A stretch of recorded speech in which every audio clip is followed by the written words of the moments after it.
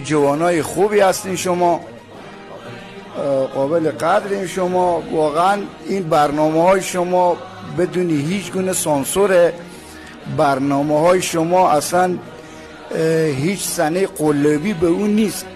واقعیت شما اصلا تمام برنامه های شما مستند واقعیه. خارجی و 3 کشوری که فارسی زبانن این برنامه های شما رو نگاه میکنن، خواهش میکنم از اونا که شیر کنن، لایک کنن که بیشتر جهانی بشین و طرفدار پیدا کنین. خواهش میکنیم. نظر لطف شما است که شما ما را قابل قدر دانستید و ما را درک کردین. واقعا ما از شما تشکر میکنیم. یک جهان سپاس از لطف و مهربانی شما.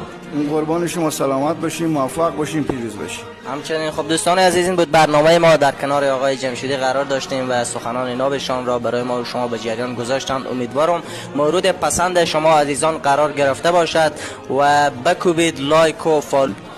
واقعا تشکر میکنیم از آقای وکیل احمد که بر شما وقت میذاره، زمان میذاره و شما را حمایت میکنه. بله، یک جهان سپاس از آقای وکیل احمد محمدی که واقعا برای ما زحمت میکشن و در هر حال و هر صورت در کنار ما بوده و ما را حمایت کرده و حمایت میکنه. انشالله که همیشه در کنار ما هسته. آیا گفتنی داریم برای ما و دوستا بفرمایید؟ ما خیلی برنامه شما رو دنبال میکنیم، خیلی رضایت داریم.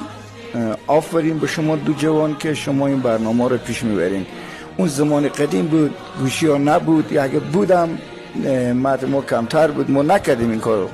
ولی شما باید کاری بکنیم که تمام اون کارهایی که ما زمان قدیم نمیتونستیم فیلم و عکس بگیریم، اونا رو شما به تصویر بکشیم، مثل یک مستند واقعی به جهان نشان بدیم. تشکر از شما.